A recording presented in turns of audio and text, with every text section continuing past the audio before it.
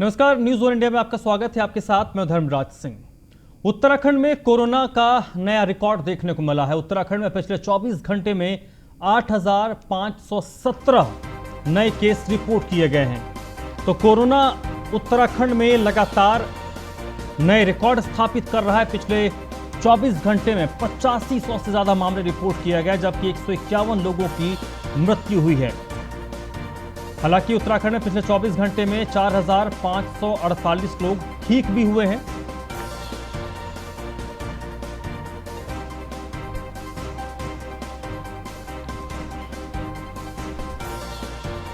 तो पिछले 24 घंटे में उत्तराखंड से जो आंकड़े आए हैं वो डरावने हैं। 8500 से ज्यादा, 8,500 से ज्यादा पिछले 24 घंटे में संक्रमण के मामले सामने आए हैं। ये रिकॉर्ड आंकड़ा है उत्तराखंड का। इस दौरान 151 लोगों की मृत्यु हुई। हालांकि पिछले 24 घंटे की बात करें तो 4,548 लोग स्वस्थ भी हुए हैं, जो रिकवर हुए हैं।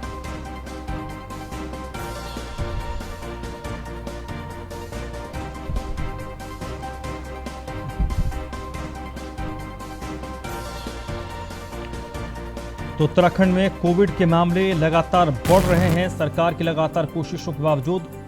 और ये अलग अलग जिलों का आंकड़ा आपको दिखा रहे हैं। देहरादून में 3,123 नए मामले रिपोर्ट किए गए। उधम सिंह नगर में 1,130 मामले सामने आए हैं। हरिद्वार में 1,045 नए केस पिछले 24 घंटे में रिपोर्ट किए गए हैं। नैनीताल में यह आंकड़ा 847 का है।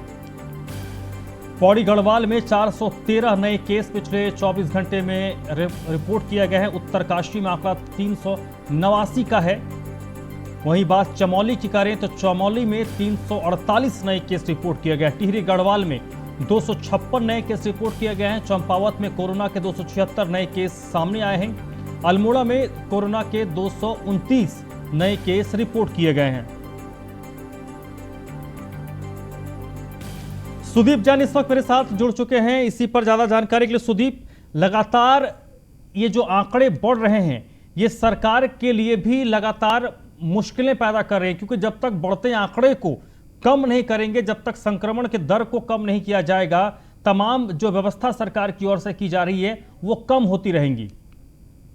ये बात बिल्कुल सही है। दिन प्रतिदिन नया आंकड़ा आ रहा है। अभी कुछ देर पहले हमारे साथ सरकार के प्रवक्ता जुड़े थे, जिनसे सुबह दुनिया से हमने सवाल भी यही किया था कि बढ़ते आंकड़े, बढ़ता जो पेशेंटों, नए मरीजों के आने का प्रतिशत है वो क्या अलार्मिंग स्थिति नहीं है। तो उन्होंने उद्योगों व आर्थिक कारणों को देखते हुए लॉकडाउन को जरूरी न माना और कहा कि जिलाधिकारी निर्णय लें कि उन्हें क्या करना है।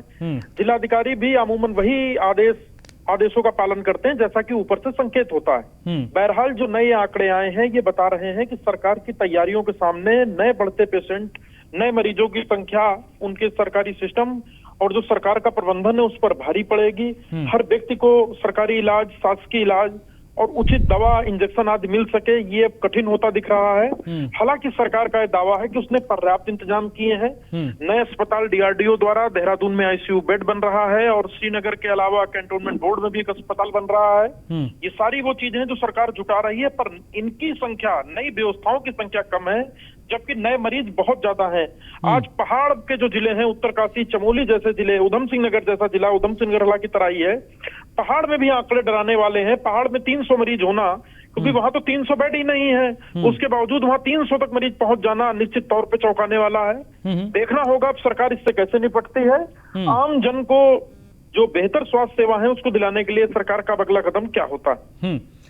लेकिन इसके पीछे एक वजह क्या ये हो सकती है कि सरकार की ओर से टेस्टिंग भी बढ़ाई गई है, क्योंकि टेस्ट हो रहे हैं तभी रिपोर्ट्स सामने आ रही हैं? जी देखिए, टेस्टिंग तो बढ़ाई गई है, इस बात में कोई शक नहीं है। लेकिन टेस्टिंग के साथ ही अगर हम एक दूसरा पक्ष ये देखें कि सरकार ने जो कोरोना कर्फ्यू लगाया उसका मूल रूप से उद्देश्य था कि जो संक्रमण दर है उसको रोकना, पर संक्रमण दर रुकी नहीं है, वो बढ़ती जा रही है। सख्तियां भी जिस प्रकार से सख्तियां बढ़ रही हैं उसी प्रकार से संक्रमण दर भी बढ़ रही है। तो ये बताने के लिए काफी है कि शायद सरकार को कुछ अब नए उपायों की जरूरत है, कुछ और ज्यादा सख्ती की जरूरत है, क्योंकि हर दिन हम देखते हैं जैसे दुकानों के समय में परिवर्तन, फिर कुछ दुकानें बंद कर दी गई, अब उनका भी अल्टरनेट डे कर दिया गया। तो ये निश्चित तौर पर चौंकाने वाला तो है ही कि सरकार के प्रयासों के बावजूद संक्रमण दर बढ़ रही है। इस पर सरकार को ठोस कुछ ना कुछ कदम उठाने की आवश्यकता जरूर दिखती है। ठीक है। और ये उत्तराखंड की अगर हम देखें सुदीप, तो पहाड़ी इलाका है और यहाँ पर मेडिकल फैसिलिटी देश के कंपैरेटिवली बाकी हिस्सों के बहुत अच्छी नहीं है। सुदूरवर्ती अगर ग्रामीण इलाकों की बात करें तो वहाँ पर स्थिति तो वाकई बहुत खराब है और इस बार कोविड के जो मामले हैं वो ग्रामीण इलाकों तक में रिपोर्ट किए जा रहे हैं, तो सरकार के लिए तो ये चुनौतियां और बढ़ाती हैं। जी वैसे जी यही बात मैंने कुछ देर पहले कही कि उत्तरकाशी चमोली जैसे जिलों में जो नंबर बढ़ रहा है ये बहुत अलार्मिंग स्थिति है, क्योंकि उत्तराखंड अगर सरकार ये कहती है कि भाई पूरे देश में मामले बढ़े हैं तो दिल्ली की और उत्तराखंड की जो भौगोलिक परिस्थिति है दोनों में फर्क है। यहाँ जनसंख्या भी उस अनुपात में कम है, छोटी बसावट है, लिहाजा ये भी सरकार के लिए एक चुनौती है। चलिए सुदीप, बहुत बहुत शुक्रिया आपका इस पूरी बातचीत के लिए। तो ये आपको आंकड़े हम दिखा रहे थे, उत्तराखंड में लगातार नए रिकॉर्ड को कोविड के मामले छू रहा है। उत्तराखंड में कोरोना का कहर जारी है। अब देवभूमि में महामारी पर सियासत शुरू हो गई है। कांग्रेस सरकार पर आंकड़ों की बाजीगरी का आरोप लगाते हुए मोर्चा खोला है। कांग्रेस का आरोप है कि उत्तराखंड सरकार ने महामारी में जनता को भगवान के भरोसे छोड़ दिया है। अस्पताल में लोगों को बेड नसीब नहीं हो रहा। कांग्रेस ने सरकार मौत के आंकड़ों को भी छुपाने का आरोप लगाया है। उत्तराखंड में कोरोना का कहर जारी है। कोरोना संक्रमितों की संख्या और उनकी मौत का सिलसिला भी लगातार बढ़ रहा है। इसी बीच अब उत्तराखंड कांग्रेस ने सरकार पर गंभीर आरोप लगाकर धरना प्रदर्शन शुरू कर दिया है। कांग्रेस का कहना है कि राज्य सरकार ने महामारी में जनता को मरने के लिए छोड़ दिया है। अस्पतालों में बेड नसीब नहीं हो रहे, डॉक्टर्स की भारी कमी है, वेंटिलेटर नहीं है, ऑक्सीजन सिलेंडर भी सरकार जनता को दे नहीं पा रही। कांग्रेस ने उत्तराखंड सरकार की वेबसाइट पर अस्पतालों की गलत जानकारी देने का आरोप लगाया है। कांग्रेस का आरोप है कि हेल्पलाइन नंबर पर कोई जवाब नहीं देता है। मौत के आंकड़ों को छुपाने का गंभीर आरोप भी कांग्रेस ने सरकार पर मढ़ा है। प्रदेश के अंदर कोरोना की महामारी लगातार विकराल रूप धारण कर रही है और एक दिन में लगभग 7,000 से ऊपर कोरोना से संक्रमित मरीज आ रहे हैं। मृत्यु दर भी जो है मैं कह सकता हूं कि देश में सर्वाधिक उत्तराखंड राज्य के अंदर है। सरकार द्वारा जो व्यवस्थाएं की जानी चाहिए थी वो व्यवस्थाएं नदारद है। ना ऑक्सीजन बेड उपलब्ध हो रहे हैं, ना आईसीयू बेड उपलब्ध हो रहे हैं, ना वेंटिलेटर उपलब्ध है, ना इंजेक्शन उपलब्ध है। जितने भी चीज़ें कोरोना की महामारी से लड़ने के लिए काम में आती है सब पर कालाबाजारी हो रही है। सरकार हाथ पर हाथ धरे हुए बैठी है। वही कांग्रेस के आरोप को बीजेपी के नेता बेबुनियाद बताते हैं और कांग्रेस नेताओं पर आपदा में राजनीति करने का आरोप लगा रहे हैं। उत्तराखंड में राज्य सरकार और भाजपा संगठन कोरोना के खिलाफ लड़ाई को पूरी मजबूती के साथ लड़ रहे हैं और इस लड़ाई के हर पहलू पर राज्य सरकार माननीय मुख्यमंत्री श्री तीरथ जी के नेतृत्व में और भाजपा संगठन माननीय अध्यक्ष श्री कौशिक जी के नेतृत्व में काम कर रहे हैं। लेकिन कांग्रेस ने एक बार फिर सिद्ध कर दिया है कि वह एक गैर जिम्मेदार विपक्ष से अधिक कुछ नहीं है और यही कारण है कि कांग्रेस के नेता गलत बयानी करने से बाज नहीं आ रहे और धरना आदि दे करके जनता के बीच में भ्रम पैदा करने के प्रयास में लगे हुए हैं। कोरोना से देवभूमि में हाहाकार मचा है और इसी आपदा में विपक्ष अवसर तलाश रहा है। लेकिन इन सब के बीच बड़ा सवाल यह है कि सरकार महामारी से कैसे पार पाएगी। Bureau report, news 1 India. मुख्यमंत्री तीरथ सिंह रावत और उनकी पत्नी रश्मि रावत ने दून मेडिकल कॉलेज अस्पताल पहुंचकर प्राचार्य डॉक्टर आशुतोष सयाना और फिजिशियन डॉक्टर NS बिष्ट की निगरानी में कोविड वैक्सीनेशन करवाया। इस मौके पर मुख्यमंत्री ने कहा कि कोरोना की रोकथाम के लिए जरूरी है कि सभी लोग वैक्सीन लगवाएं। मुख्यमंत्री तीरथ रावत ने कहा कि जल्दी उत्तराखंड में 18 से 45 साल के लोगों के लिए भी वैक्सीनेशन शुरू होने जा रहा है।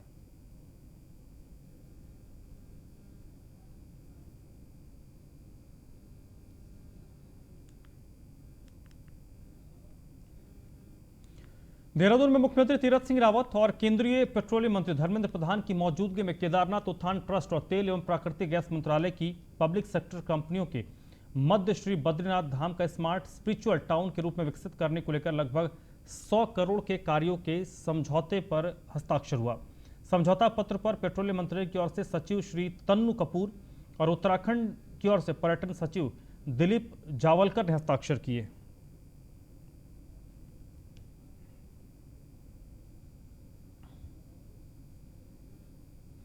देहरादून पुलिस ने ऑक्सीजन फ्लोमीटर की कालाबाजारी कर रहे 2 लोगों को गिरफ्तार किया है।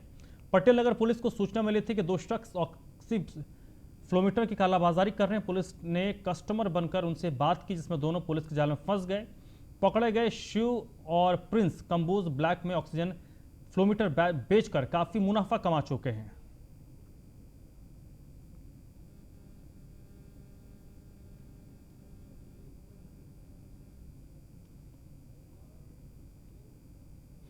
उत्तराखंड आईएएस एसोसिएशन ने एक बड़ा फैसला लिया है। मुख्यमंत्री राहत कोष में 1 दिन का वेतन उत्तराखंड के आईएएस अधिकारी देंगे। तो बड़ी खबर आपको बता दें, उत्तराखंड आईएएस एसोसिएशन ने यह फैसला किया है कि सभी लोग अपने 1 दिन का वेतन मुख्यमंत्री के कोष में देंगे। अगले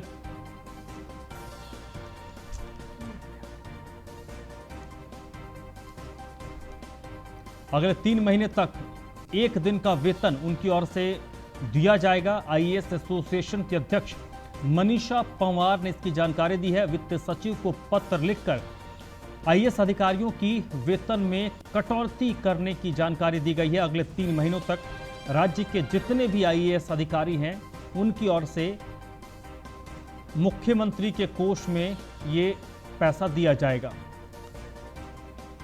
हल्द्वानी में बढ़ते कोरोना के मामले को देखते हुए नैनीताल जिले की एसएसपी प्रीति प्रदर्शनी ने पुलिसकर्मियों और उनके परिजनों और आम नागरिकों के लिए एक पुलिस एम्बुलेंस का शुभारंभ किया। मौके पर एसएसपी ने कहा कि सेवा आम नागरिकों के लिए है, जो भी कॉल करेगा तत्काल पुलिस एम्बुलेंस उसके लिए उपलब्ध हो जाएगी।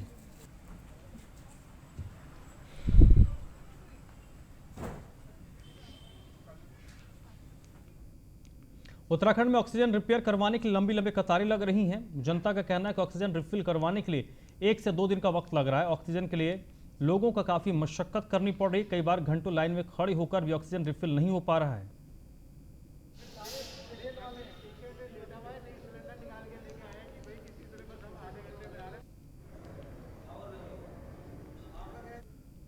कोरोना काल में जहां दिल दहलाने वाली खबरें आ रही हैं, वहीं कोरोना का खौफ लोगों के दिल और दिमाग में इस प्रकार से बैठ गया है कि परिजन भी अब अपनों से दूरी बनाने लग गए। ऐसा ही मामला हल्द्वानी शहर और यहां के भगवानपुर क्षेत्र का है, जहां परिवार के लोगों ने उनकी कोरोना मरीज की मृत्यु हो जाने पर शव को लेने से इनकार कर दिया, जिससे प्रशासन ने आगे आते हुए उनका अंतिम संस्कार किया। इस मामले में सिटी मजिस्ट्रेट का कहना है कि उन्हें भी कोरोना के कारण अब इस मामले को देखना पड़ रहा है, जिसमें परिजनों में भय का माहौल है और वो आगे नहीं आ रहे हैं।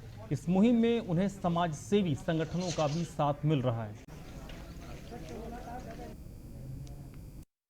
देखिए, लगातार प्रतिदिन इस तरीके की घटनाएं आ रही हैं कि परिजन डर रहे हैं हाथ लगाने से। आज हल्द्वानी में 2 क्षेत्र से, एक भगवानपुर, एक हल्द्वानी शहर, 2 जगह से आया था कि परिजनों ने उठाने से इनकार किया था। और भगवानपुर में जो उसका बेटा था जिसकी मृत्यु हुई है, वो सुशीला तिवारी में एडमिट था, तो उसके घर में उसकी बहू और छोटा बच्चा था। इसीलिए ये समस्या आ रही थी कि उन्होंने कहा हम उठाने के लिए कोई भी आगे नहीं आएगा।